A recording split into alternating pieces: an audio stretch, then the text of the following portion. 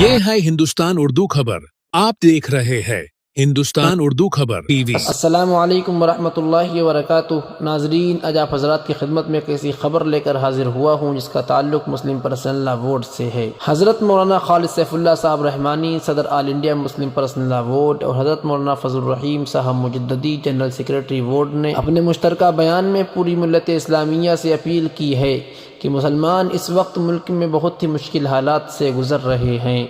दस्तूर को बालाए ताक रख दिया गया है, मस्जिदों की इमारतें मुनहदिम की जा रही हैं, मुसलमानों के मकानों को बिल्डोज़र के ज़रिए ज़मींदोज़ किया जा रहा है और औक़ाफ़ पर कब्ज़ा करने के लिए हुकूमत साजिशें कर रही है।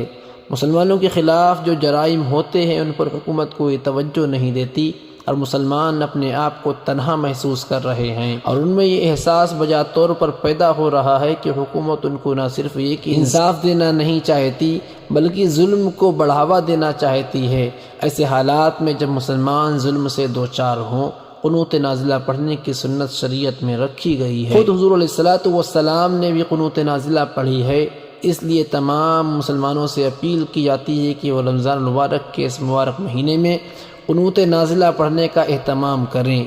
ये दुआ फजर की नमाज में पढ़नी चाहिए। फजर की नमाज में दूसरी रकात में रुकू से पहले ये दुआ पढ़ी जाए और साथ ही साथ नमाज तरावी के बाद खुसूसी दुआ का एहतमाम भी किया जाए, क्योंकि अल्लाह तबारक व तआला ही मुसब्बिबुल असबाब है और तमाम परेशानियों आफात व बलायात को दूर करने वाला है। उम्मीद है कि तमाम मुसलमान इस पर तवज्जो देंगे। नाजरीन, ये मुस्लिम पर्सनल लॉ बोर्ड की जानिब से एक बड़ा ऐलान था जिसको मैंने आप हज़रात के सामने शेयर किया। आपसे भी गुजारिश है कि जितना हो सके इस ऐलान को शेयर कर दें ताकि तमाम उम्मत मुस्लिमा में खुसूसन अइम्मा इकराम में कुनूत नाज़िला पढ़ने का एहतमाम हो सके और दुआ फरमाए अल्लाह रब्बुल इज़्ज़त मुल्क में अमन व अमान का मामला फरमाए। दौर हाजिर की तमाम ताज़ा तरीन खबरों को सुनने के लिए जुड़े रहिए हिंदुस्तान उर्दू खबर के साथ। शुक्रिया, जज़ाकुमुल्लाह। अस्सलामु अलैकुम व रहमतुल्लाह।